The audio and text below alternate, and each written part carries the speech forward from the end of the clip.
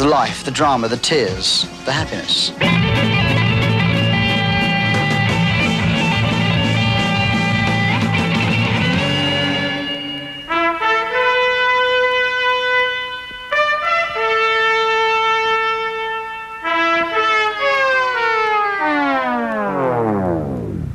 I hated it. I was thrown out halfway through, and thank God, actually. I made some very close friendships, obviously with Peter Gabriel. The best gig I've ever been to was Otis Redding in '67 when I sneaked out of school and went to this Ram Jam club in Brixton. And I used to play the piano and he would sing, and we'd do sort of Otis Redding numbers and Nina Simone and things like that in the sort of dining room in the school. We started doing some songwriting. There was like sort of two pairs, really, although Ant Phillips was almost involved in both, but myself and Anthony Phillips, and then Tony Banks and Peter Gabriel were another pair. We wrote material separately, and then we made our first demo tape at a friend's garage. And so it was from that tape that we first got any interest, the interest from Jonathan King, who was an English producer, which sort of got the whole thing underway. This is 21 years ago, and I was then a teenager. I'd just left school, went back to my old school in Triumph. The little school band, who were like 2 or 3 years younger than me, came rushing up to me and said, "Please, Mr. King, listen to our little cassette tape. We're very talented. We'd like to be made into stars, but we don't have a name." I gave them the name Genesis, recorded their first album, produced it, and it didn't really do much. That may have been due to the fact that, though talented, Genesis was new to the music business. I think it's important for people to realise that just prior to our live performances and becoming a live band, we spent about 6 months in a cottage, a French cottage in Dorking in Surrey, and we were completely removed from the business and from any outside music, really. And that was when we first, I think, learnt the kind of way we're going to be Genesis. And with that realization came the first of many personnel changes for the band.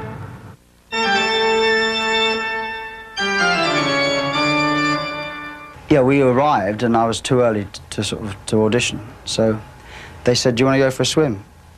So I thought, swimming pool? Yeah, that's fantastic. So I went for a swim, and while I was swimming, all the other drummers were auditioning, and I learnt by their mistakes what I was supposed to do. So by the time I got on the drum kit, I was pretty slick. I'd heard their album, and I was interested in a certain kind of sound they had, because I couldn't quite pin down what the instruments were when they were playing. They had this 12-string sound, it sounded like 12 strings or harpsichords, and that was a Genesis trademark, and that was something that I was very much into. I'd just bought a 12-string. So in a way, we'd been going along sort of parallel paths in some extent, to some extent, and it was all to be joined with the first album that we did called Nursery Crime. With this new lineup, the group began to grow both visually and musically, blossoming from cult status into a wide-open future.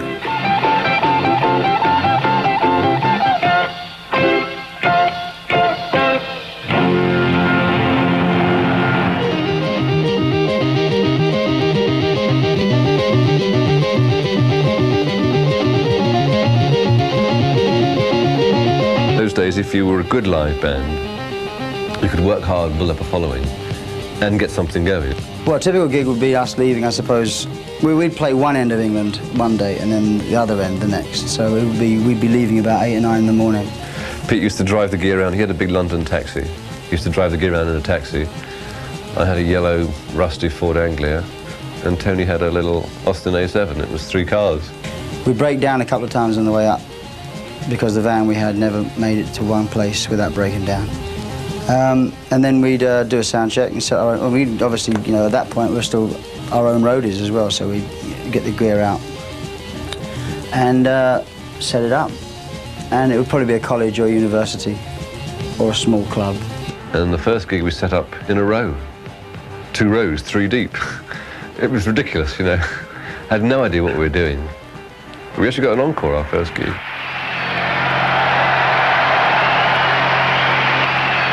And things continued to get better as their audience grew. I mean, I remember the thrill of playing in Italy, playing in Rome, the strains of the Mellotron starting off Watch of the Skies, where the whole building was shaking like thunder. I mean, it really did sound like a spaceship coming into land. The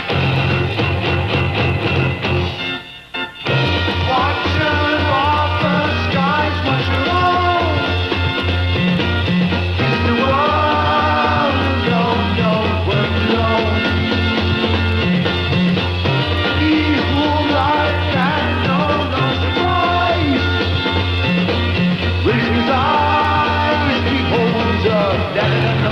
wasn't really until Pete Gabriel started putting in quite so many costumes, and so that we had the combined visual effect of lights and costumes and masks, that really, suddenly the presentation changed everything, and it elevated the band's performance to calling it theatre. This, to us, was perhaps Jerusalem boogie, but to the birds it meant supper is ready. Everything, we're growing everything. We got some in, we got some out. That's wild things floating about. He started off by wearing things, you know, that would put him in the character of what he was singing about. And that developed out of all proportion with The Lamb Lies Down on Broadway, where he dressed up as the Slipper Man in this huge bulbous rubber outfit. Couldn't get a microphone anywhere near him.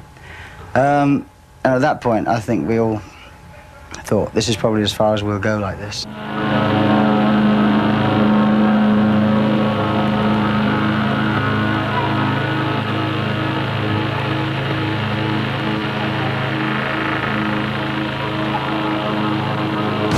He found, you know, the band situation unworkable. As far as everybody, the media was concerned, he wrote everything.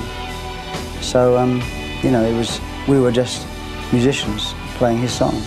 But in fact, it was a five-piece writing group, really. Peter, when we'd been making The Lamb Lies Down on Broadway, had sort of felt like he was going to want to leave. I mean, it had been a bad time in a way. And, you know, I think our personal relationship had somewhat got a bit strained as a result of that. A lot of the reasons were personal. We couldn't really, he was the first of us to have a child, and the group wasn't really ready to accommodate the kind of time you need. The first baby that I had was in a very dicey situation for 3 weeks in an incubator, and the doctors didn't think she was going to make it. And that, obviously, when that sort of thing happens, it's much more important than anything else. Pete wrote all the words to The Lamb because we all agreed that maybe one person should write the story. And I think, I personally think that once someone has a taste of that, you know, that you don't really want to go back. How that affected the band was that I wanted the situation where I could follow other interests and do other projects. Pete got an offer from William Friedkin because of Pete's story on the back of the first live album, to maybe collaborate on some screenplay ideas. He was at that time collecting people from all sort of Hollywood virgins to put together an interesting sort of sci-fi film of sorts. And it sounded quite interesting to me. It was obvious that now was the time for Peter Gabriel to exit from the band. The big question remaining was how would Genesis fans react to his departure? Melody Maker came out with a picture of Pete on the front. I looked at it, I couldn't believe it. It said, Gabriel quits Genesis. And inside was an obituary, you know. It was as Genesis, well, what a great group they were. But of course, everybody was sort of saying, there was letters to the Melody Maker next week saying, oh, I can't believe they split up. You know, so we haven't split up, we're just writing some music.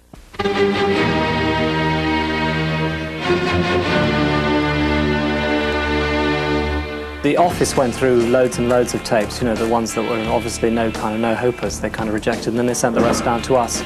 And we had a lot of weirdos, because of Pete and all the costume things. Yes. But all sort of weird photographs would appear of you know, guys in sort of odd masks and things, you know. And we listened to them, and from that we selected about half a dozen people who we actually auditioned in person. We auditioned many people and actually took a guy into the studio, only to find out that really the guy we wanted was the girl next door. We'd always thought that Phil would probably sing some of the softer things because he had done in the past, and we thought we could increase that share, you know. But we weren't too sure how he would cope with the screaming stuff.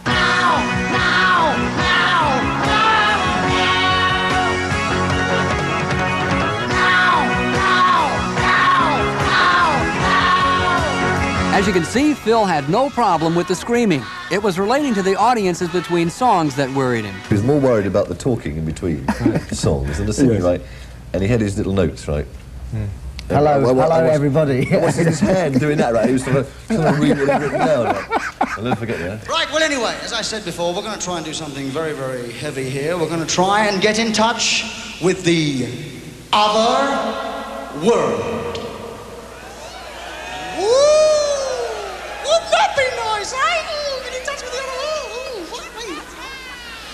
Right. So what we're going I think he's very good. He's a natural sort of all-rounder, and I think it was a good challenge for them when I disappeared, and he sort of stepped in very well, I think. Phil handled both singing and percussion duties on vinyl, but for live shows, the group needed another drummer. Bill Bruford was picked to fill the slot, but at the same time, he was forming his own band, UK. I remember going out and buying a lot of records to see if there's any other English drummers that I hadn't thought of. And there really wasn't anybody that I wanted, I thought I'd like to hear play the stuff, So I had heard a Frank Zappa album of Chester playing with Ralph Humphrey, and thought that as he's so good with two drummers that he might fit in. And he'd heard of Genesis, but I don't think he'd heard much of the music.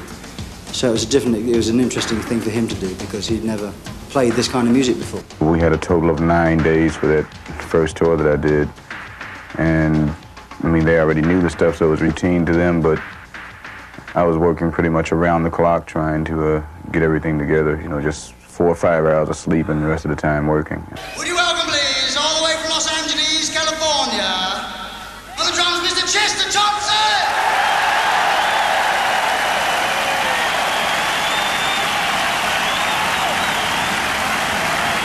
Rebounding from Peter Gabriel's departure in 1975, Genesis went on to release 3 acclaimed albums.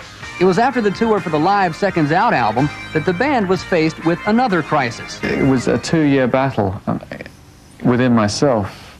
I thought, shall I, shan't I? Am I developing within the group? Are enough of my songs being done by the group?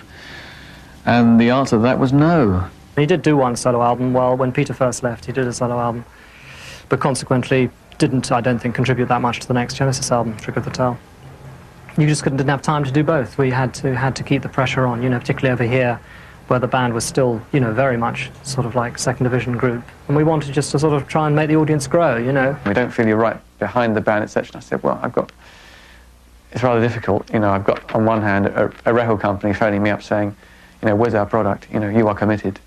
And they're approaching me with lawyers, telling me to knuckle under, the band's telling me to knuckle under. So from both sides, pressure.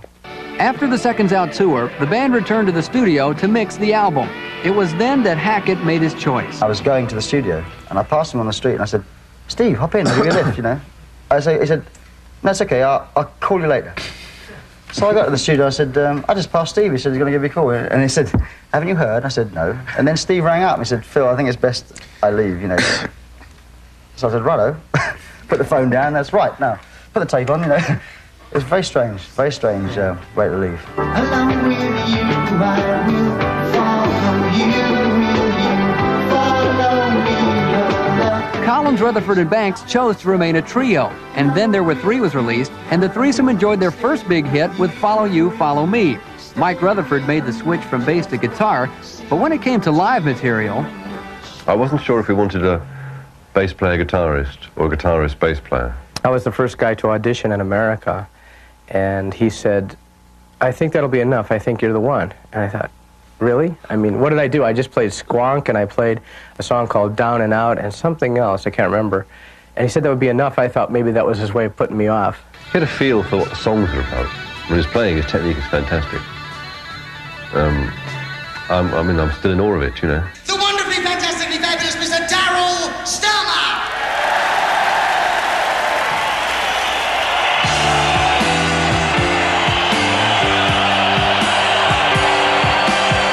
After the departures of Peter Gabriel and Steve Hackett, Genesis was now fully adjusted to being a trio. They let go of their past and entered a new era of style and popularity. I'm not saying we wouldn't be where we are now with, without the changes, but we found some good in it, I guess. We seem to really pull together and bring out some of the best things under a kind of challenge, when Pete left and Steve left, and all those things seem to give us a new challenge, which I think we respond to very well. We've done a complete circle. We've gone into writing almost as individuals on the number 3, back to the way right now, which is completely as a group. Fewer people in the group, the easier it is, probably, That's why next year. Phil's comedic personality was a sharp contrast to the ethereal Peter Gabriel. Along with the more down-to-earth style came changes in the band's lyrics. I think the lyrics changed as people change, you know. I mean, people say you don't play the same kind of stuff as you used to, you know, why not? And I answer them, you know, do you read the same kind of books as you used to? Do you dress the same way as you used to? Do you have the same ideas as you used to? And they usually say, well, no. And I said, well, why the hell should we play the same kind of music then? You know, we change, and we are kind of open to as much change as anybody.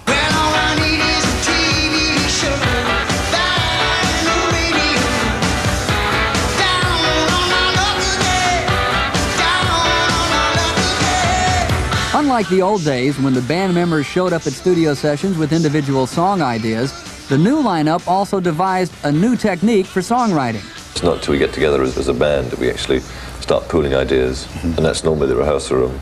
But that moment when it all comes together, Yes. it makes you want to be in a group. That technique proved to be a success on the Duke, Abacab, and Genesis albums. I think the last Genesis album, compared to other Genesis albums, was very different as well. I mean, it was the first true group album we'd had for ages, because we had no material written. We just went in there cold, sat down and started writing, and all the stuff like Mama and Home by the Sea and things like that just came out of thin air, really.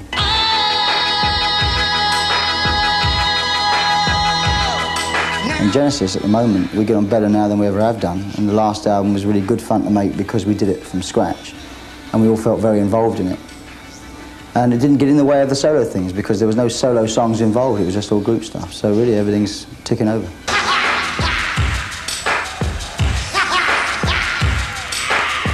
If we just had the group, I think we'd all like wonder, apart from want to do anything else, we'd wonder if there's anything else outside. Tony Banks began his solo career with a 1979 album called A Curious Feeling. It contained some of the best music I'd written to that date, particularly for those sort of people who like perhaps some of the more, I don't know, things like Firth the Fifth or all the later parts of Supper's Ready and things like that. It's just sort of the same kind of, more intense kind of thing, I suppose, you know, less, perhaps slightly less straight rock and roll. You know, I'm probably always a bit further away from straight rock than the other two. I mean, the music I've written, I've done with Genesis over the years and on my own and things, is I've written so much stuff that has an obvious kind of visual connection. But it hasn't had a specific one, you know. So now we do Genesis about 50% of the time, and the other 50% of the time we can do what we like. So now when we come back together as a group, it's always exciting, really, because we all have new things to offer. We've been working in different ways with different people, have different ideas, and you get, I think, a very a kind of different combination. It's almost like a different group every time you get together.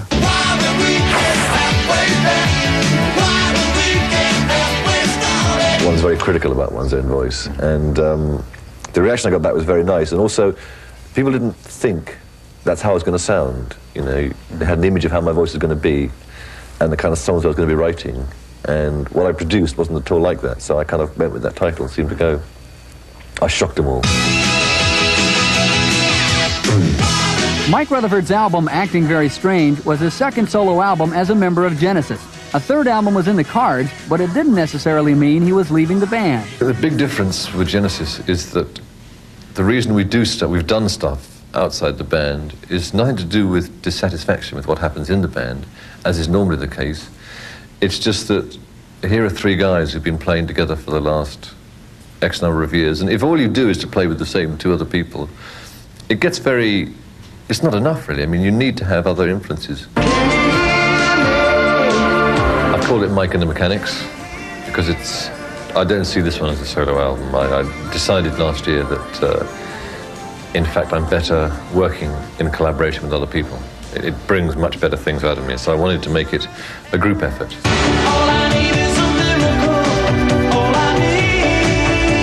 The Mechanics is more of a, I don't know, kind of off the wall. It's not throwaway, don't get me wrong, but it's more a fun thing. It's something Mike wanted to do, and then he involved me and Paul Carrick and the other guys, and it was something we just turned up and we had fun, and it was easy. Here, Mike, you can pay the lads. That's an easy way to make a living.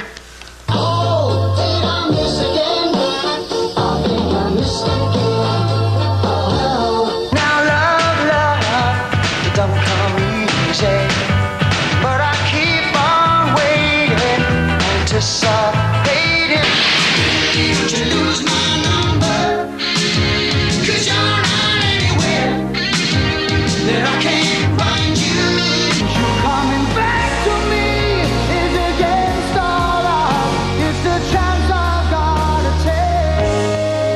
I think I'd probably get bored doing just one thing. The success of the new Genesis launched solo careers for its three members, Mike Rutherford, Tony Banks, and the prolific Phil Collins, who has emerged as one of the most talented singer, songwriter, performers in rock and roll. It was his first album, Face Value, that sent Collins rocketing to the top, where he remains today. It was my big moment so far, I think, in terms of a transition from what I was to what I am, whatever that may be. Face Value was the result of my divorce and a situation with, not having my children. I'd known my wife since I was at school, and I had my son. And as far as I was concerned, my whole life suddenly was in pieces. I'm putting the pieces back together again. You can't hurry now. I mean, I love to cover other people's material. I'm not a sort of the songwriter that does his own material and no one else's. So that's why I did it. I mean, the 60s are part of are my history. On his first two albums, Phil concentrated on the music, keeping his videos simple and entertaining. He held to that philosophy for his Take Me Home video, which was kept simple by shooting it on tour. It was thought about, the bit of paper that Jim Yukich still has with, crossed out Paris, Tokyo, crossed out Bremen, all those cities. I mean, there's quite a manic bit of paper that he's got there with all these bits of the ideas, but it was actually thought about. The montage of cities in Take Me Home was indicative of his work schedule.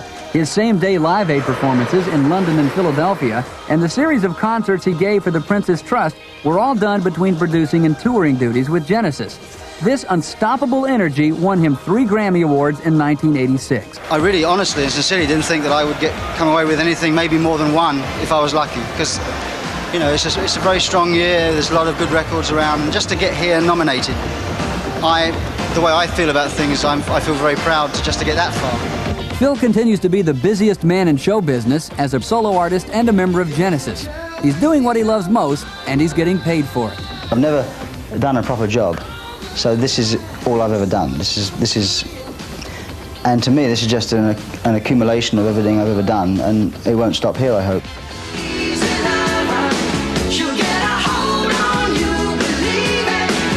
Yeah, I was really impressed with Phil's performance and writing ability, and just the way he presented the whole concept as a musician, as an artist. And being a drummer, we have a lot of things in common. It wasn't a big, heavy business thing. We sat around and had a cup of tea with him, he, Mark, and myself. And before the song was written, we agreed to work together. Who couldn't get along with Phil? He's wonderful. If being a member of a #1 rock band, a songwriter, a freelance drummer, and a father isn't enough to fill a schedule, Phil Collins has also become one of the most sought-after producers today. His producing career started back in 1982 with Frida Lyngstad of ABBA. I think Stig Anderson rang our manager and said, would Phil like to do Phil's album? I said yes. I thought it was an interesting combination, and it was something that I'd never done before. So you really tried to take out those things that I felt, in a way, was somewhere inside, It became apparent that I would be a real producer. My attitude towards producing is all this amazing technology that we have now is really, to me, means nothing compared to the 2, 3, and 4-track days of George Martin. And all I do as a producer is really direct the music into a certain direction that I like. I don't think producing is very hard, to be honest. I mean, all you've got to do is a good pair of ears and a sense of right and wrong, good and bad, and you could call yourself a producer if you wanted to. I've had offers from Tina Turner and Ronnie Spector and Al Jarreau and Eliza Minnelli, all kinds of weird people. I mean, just people that you wouldn't necessarily assume that would ask me. Def Leppard, Why are these people after Phil Collins? One of the reasons may be his ability to produce hits. What I do is just help people make records. I mean, people like Eric, who is a good friend of mine. I actually like his pace because he's not as reckless as people think he is in terms of speed. He doesn't work that fast. He just works steady. I was given free rein and a lot of confidence. He gave me confidence to do it. And he's undistractable. You see, he goes at it and he won't. He's like a bull terrier. He won't let go of it. Phil's perseverance as a producer led to a second collaboration with Eric Clapton and an album called August. There's a couple of people like Aretha Franklin and Steve Winwood I'd like to produce. I've never been asked, but I'll just put that out in case they're watching. Went their separate ways in the 70s, fans held little hope that Genesis would ever reunite. But one night in the autumn of 1982, it happened. It all started when Peter Gabriel... I spent with a group of people from Bristol about 2.5 years trying to get together a concert with basically world music and rock. And we had sort of 600 artists from 21 countries, and it was a fantastic event, only it lost a pile of money. And we said, listen, you know, this is ridiculous. It's going to make him bankrupt if he just does that. And it's not really his fault. It's a brave thing to do. Let's do a gig and give him the money. You know, it says in the paper you won't be appearing.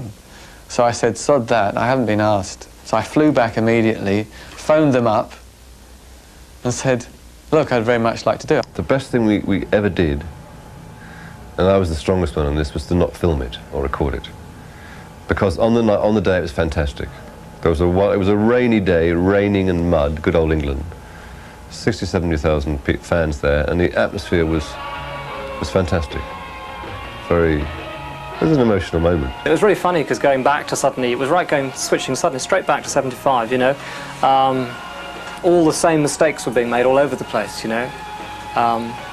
Peter, you know, got back to his old kind of mic technique, which was like this. Because when I see him sing on his own, he sings great, you know, no problem at all. But it was always this thing, you know, the microphone miles away from his thing because he was charging around stage so much. And even Phil with the drummers, it was just sort of certain little things happened that in a way that hadn't happened for years, you know. I sat behind the drums and we played Supper's Ready, and my hands were like playing what I played 8 years ago, 9 years ago. And I was saying, come on, you know, this is 1982, play, Christ, you know. And it took me ages to get, I was very depressed after the first rehearsal. I thought, I'm all washed up, you know, I can't do it anymore. But I've, you know, after 2 or 3 rehearsals, I got into the spirit of the thing. I said to Pete afterwards, nobody got more out of it than me. I had a very good time. A flower. Will fall to look for butterfly, butterfly. Suddenly, we were the first theatrical rock band. Peter Gabriel was good at wearing the sort of costumes and carrying that side of things off. And when he left, that kind of went with him a bit, really.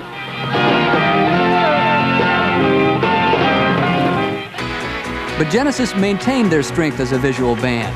Phil Collins' comedic nature encouraged audience participation, and the band continually enhanced its stage show, culminating with their revolutionary development of colored lights, technically known as Vari-Lights. The lights, what we've got is a system at the moment of about 130-odd lights, each of which is capable of producing any color. Half the lights have an arc light source, the other half of the lights have an incandescent light source, and then they're housed in a fixture with motors that make them do the things they do. They pan, they tilt, they change color, they change beam size, and they hard and soft focus. I think particularly Mike and I sort of get very concerned with the lights, and we spend a long time with the lighting, 2 lighting operators we have. What we tend to do is go put the lights through their paces to see what they can do, you know, the extremes of what they can do. We put a lot of smoke up and just see the best effects. And when we see some effects we think are really good and really strong, we try and sort of think of moments in the music where we could fit them.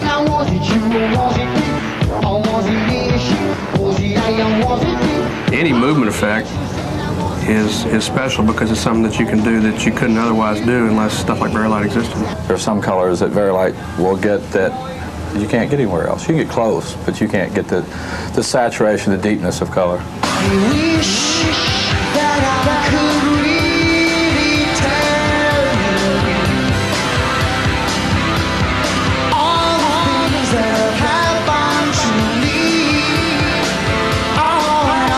Owen, who does our main stage lighting, he's been with us since Celine or The Lamb. Was it The Lamb? Lamb. He's been with us since then. And Tom Luttrell, who actually has been with us last tour with the early stage Vari-Lights, when we had about 40 of them, and this tour. Very, very, I mean, they're musical. Well, can be musical, but very efficient. That's you know, very professional. So if, you know, we have a good team with us, and it definitely helps.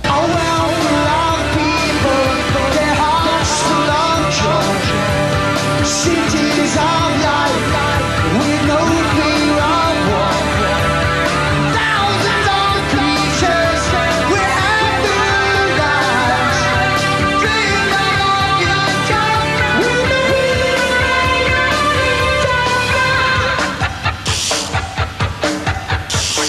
the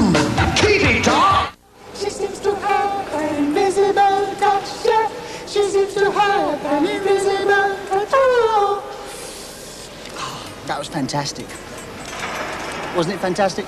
Great. It's really fantastic. We're only as, you know, as good as popular or as good as successful or whatever as the last record. So we never sit back on our laurels. I mean, so we've had a lot of success in the past with Genesis, and every album has sold consistently more than the last one. But there's always a chance that's going to stop, and we write the music for ourselves and make it sound as good as we can, put it out and hope people like it, and they seem to like it.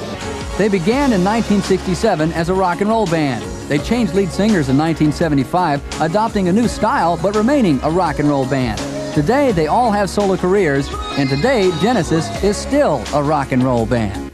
I know all you lot out there find it quite difficult to understand how we can do all these different projects, but for us, it's perfectly natural. It's been proven that Genesis is the prime example of a band that can survive the solo careers, or the respective solo careers, of all the members. I think doing the solo stuff has undoubtedly sustained the life of the band. There's no way we could have, you know, I mean, it would be an awful long time. I mean, even since Phil joined the band as the new boy in 1970, it's still 16 years since then, and if we'd been doing only Genesis since then, I think we would be, there's no way we could have survived. They're moving on, they've moved on in a separate direction, and they've still got the foundation of old stuff. And I feel, you know, free of that and sort of a little more able to move, not being part of that. So I think we've both gained. Genesis is the sort of continuing thing that we keep on doing, and we're still well into it. It's like Peyton Place, you know.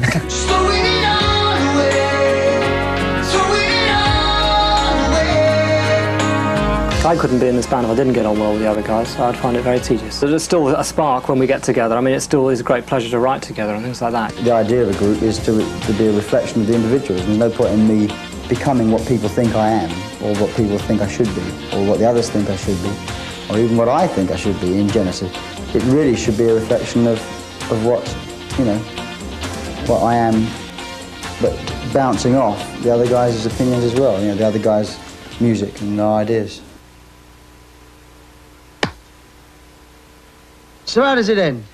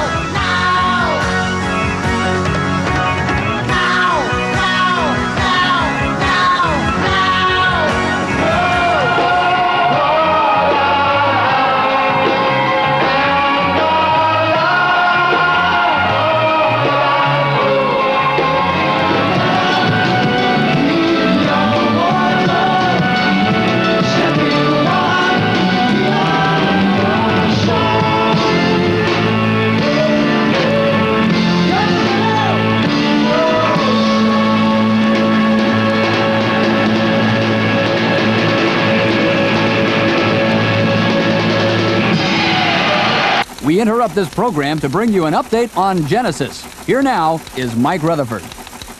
Hello, good evening. This is Mike Rutherford from Genesis. We thought we'd invite you here backstage so you can see what goes on at a concert before and after and during. You can see how we cheat, how we don't really play, how we mime, and it's all taped and stuff like that. Actually, we don't, we do play.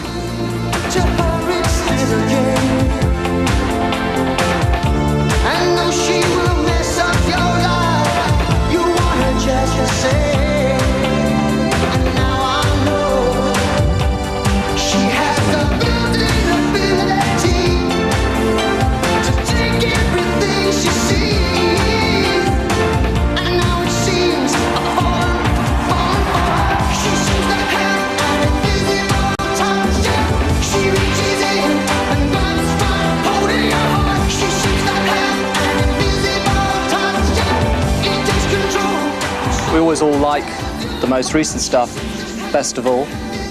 It's kind of what you've just done, and it's what you want to be doing most of all. And so you choose as much of that as you can, as much as is playable. On this album, we're playing virtually everything apart from Anything She Does, which was a difficult song to do. And other than that, we just sort of go back through our past with songs that we still have an affection for. The emphasis always tends to be on more recent stuff, I think, but we're doing songs going back as far as 1973 on this tour, because speaking for myself, I'm proud of our whole career, really, and I like songs from every period.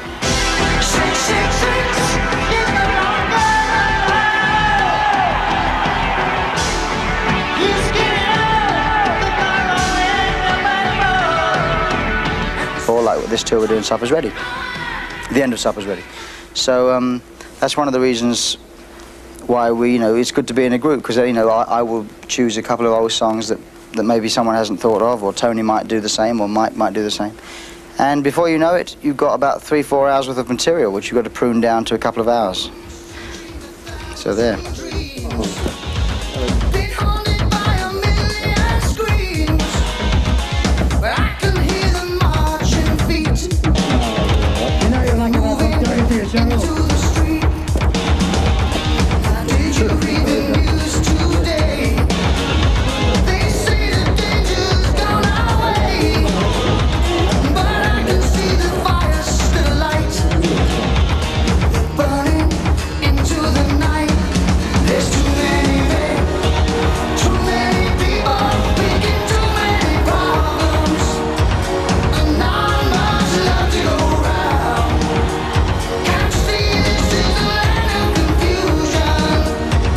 Confusion is a song, it's almost a protest song. I actually wrote the lyrics to this one. It's a song that is the nearest I've ever come to actually making an out in the open statement. I normally make little comments about things in a subtle sort of an aside way.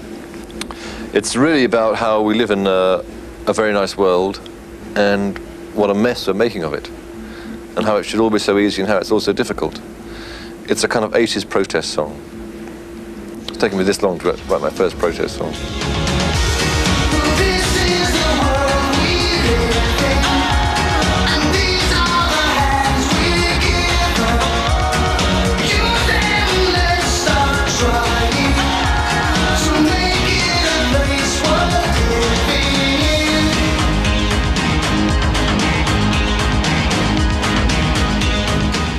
Well, the Brazilian it's kind of much closer to the kind of thing I do on some of my solo albums, So if you like the Brazilian, you should go and buy them.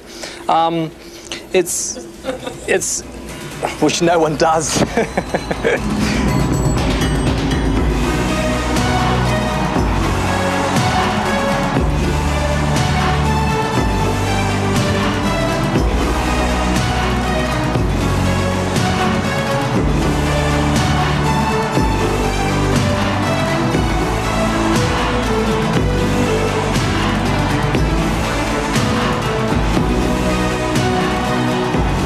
I'm not very good at writing sort of love songs anyhow. Phil writes them much better, so I leave the short, those kind of things up to him. You know I love you, but I just can't take this. You know I love you, but I'm playing for keeps. Although I need you, I'm not gonna make this. You know I want to, but I'm in too deep. So listen, listen to me. Your eyes go through me.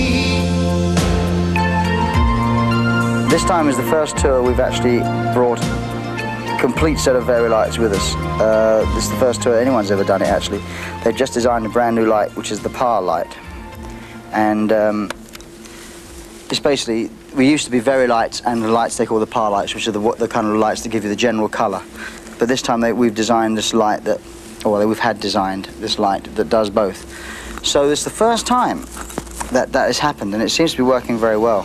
It's it gives all those Vari lights gives an opportunity to completely change the shape of the stage, which is quite exciting to look at.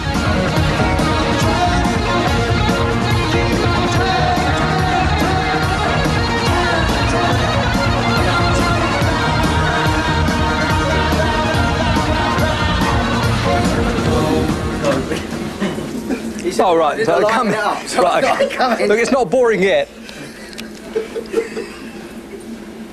Liven that's it up, good. I said. Okay, okay. So Well, I thought I'd come in and liven that doesn't liven it up, you know.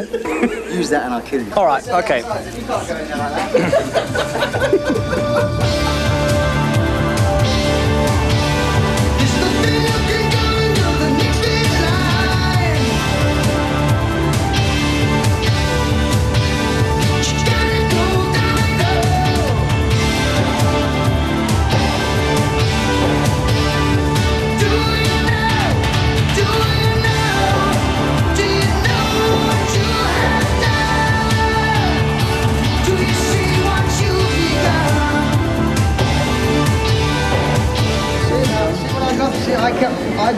I got 2 of these tonight. I got 1 last night, 2 tonight. I got 2 bras last night and a shoe, and I got 3 extra bras tonight. So when I retire, it's a lingerie shop for me. This is our deck drummer for the evening. We couldn't find anyone. Got the gear. Couldn't find a professional drummer, so this is what we got. That's it.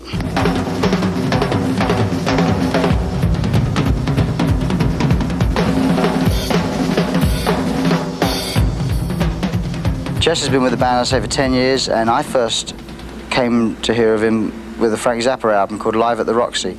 And Bill Bruford had just left us to form UK, and I was looking for drummers, and I couldn't find any English drummers that I liked enough. So I started buying some albums of American drummers and heard this Live at the Roxy album with Frank Zappa, and Chester was on it playing with another drummer. And he did a couple of drum things together with this other drummer, which were great double drums. And in fact, we used that same lick that I heard on that album. We used it on the end of Afterglow. We use it all the time because it's just one of those classic drum fills. And I don't know whether we actually are going to present him with a gold watch. I think we should do. We should at least do something. I think my batteries have just run out. I was doing a show in San Francisco. I was doing a Company of the Wiz, just playing drums for the show. And I got a phone call from Phil, basically saying, look, I saw you at Weather Report. You want to do the gig with Genesis? And that was, I mean, it was just as cut and dry as that.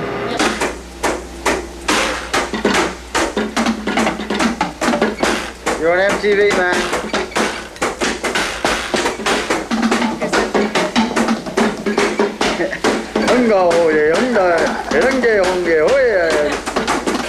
And as we fondly bid farewell, Chester Thompson. When Steve Hackett left the band, I wasn't sure if he wanted a bass player guitarist or a guitarist who could play bass. And I did quite a few auditions and saw various people. And then Darryl came along in New York, and we automatically, I thought, hell, he'll do. Would you welcome, please, a nice Canadian welcome, please, for on the guitar and the bass guitar, our good friend, Mr. Darryl Sterner! I'm very bad at remembering parts, and Darryl is very good, so he has to remind me of the chords of the songs that I wrote, a few years ago, which is why he's with us. Mike Rutherford, in fact, auditioned in New York City, and from there it's history, basically. What do you want to know? Do you remember what the first gig was? No, I don't. I can't tell you that. Great, I don't know what the first gig was. This is no good for you.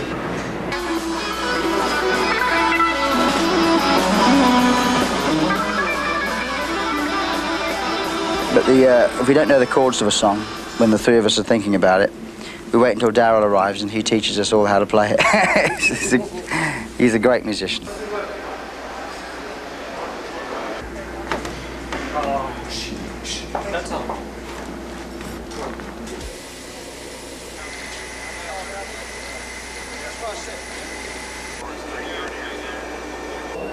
No, I think the thing I dislike most about touring is flying, which is something I kind of I'm sort of better at it than I used to be, but I don't like flying at all. I'm a very nervous flyer, and you have to do so much of it when you're in a group. But I decided a long time ago, when we first started going on the road, that I either had to accept it or give up being in a group, and I decided I would accept it. Maybe next tour I could stay in the same hotel as you guys. Okay? Yeah. A Holiday Inn's a nice hotel, but...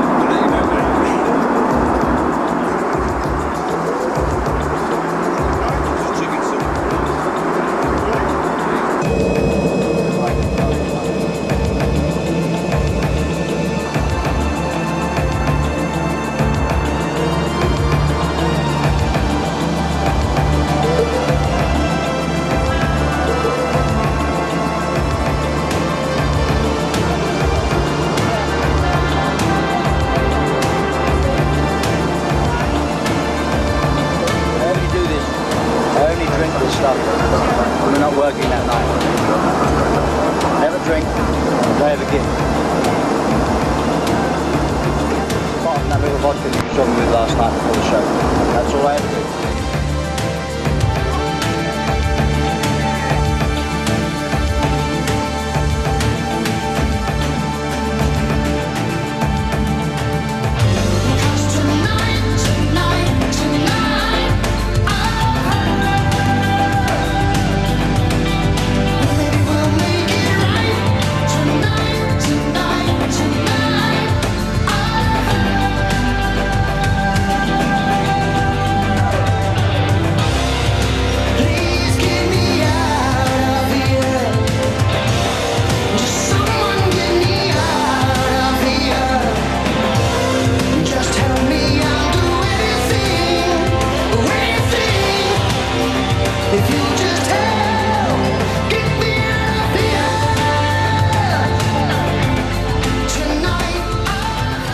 Does that sound? Yeah. Oh.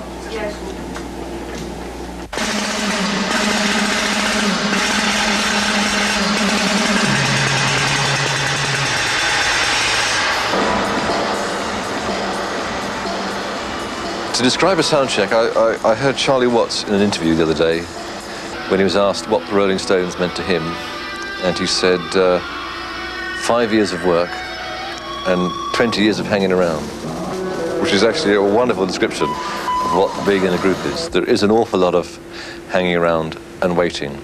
The most important thing we're after at a sound check, apart from running through a couple of songs, just so we hear what it sounds like in the hall, and the sound man who's mixing the sound out in the audience can get a rough idea of how the show's going to be, is to just kind of get, and you've got to check all your gears working. The most important thing is just to sort of feel acclimatized to the hall.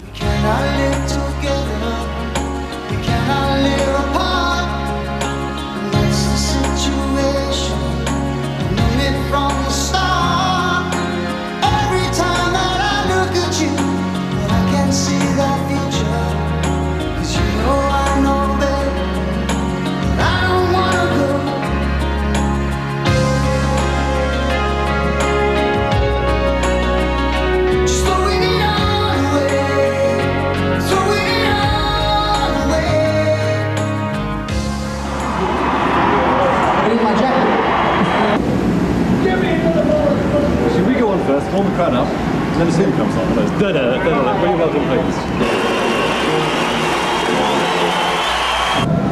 Oh, they left me behind, that's the thing. Hi. Hi.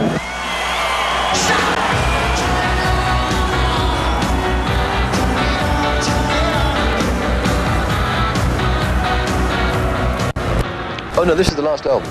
This is the last tour. I thought you'd like to know. Every album we make and every tour we do is described by people around us as the last album, the last tour.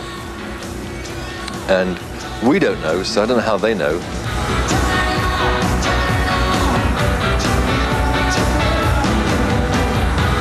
The show itself is the most entertaining part for me. I really enjoy, I'm not a natural performer on stage, but I do enjoy being up there and being part of a sort of, there's something very exciting about being sort of part of a thing where it involves more people than just you to produce the sound. It's a sort of exciting thing because it's something that can only come together when you're all in the same place.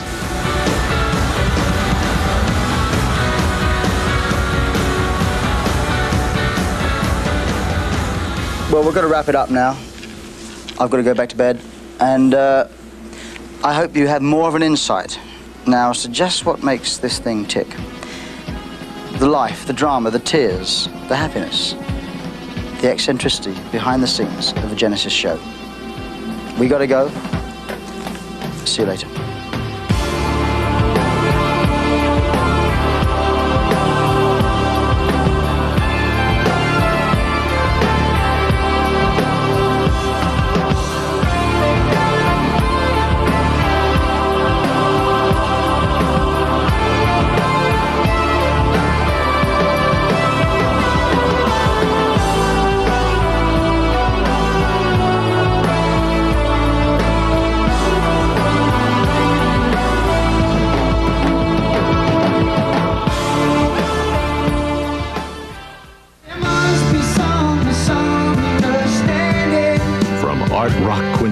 a chart-topping trio. MTV delves deep inside Genesis from the beginning. When I listen to the old Genesis stuff, I get embarrassed by some things and I'm proud of other things. Genesis from the beginning. Today, 3 p.m. Eastern, 2 Central. And again at 10 p.m. Eastern, 9 Central on MTV Music Television.